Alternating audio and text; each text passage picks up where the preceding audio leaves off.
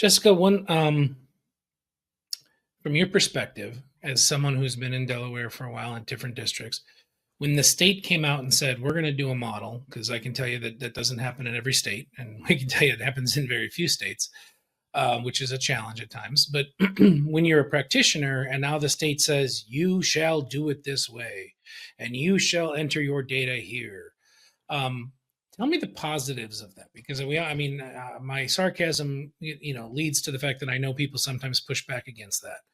But tell me some of the positives you've experienced of having a state who's decided, you know what, we're going to help and we're actually going to fund the mandate, which is always a nice thing too. But tell me a little bit about your experience from that perspective.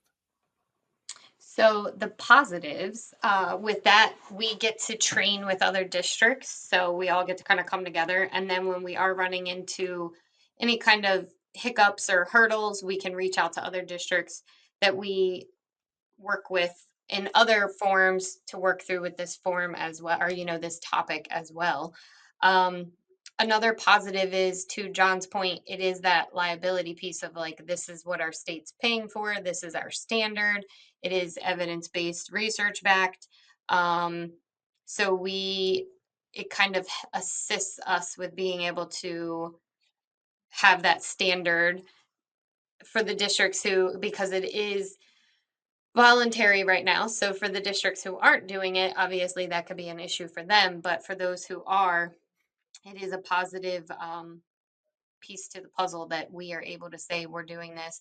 And then when we share all the districts are in the same platform. When those students transfer from district to district, we're getting their assessments, we're getting the history.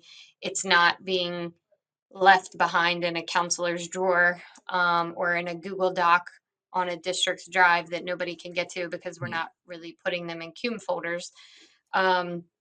So there's a lot of good things that come out of it with the collaboration, the ability to cross lines with the data, and to continue the supports that are put in place from that school, and the lens of it being a standard, so we can all kind of fall back on like, hey,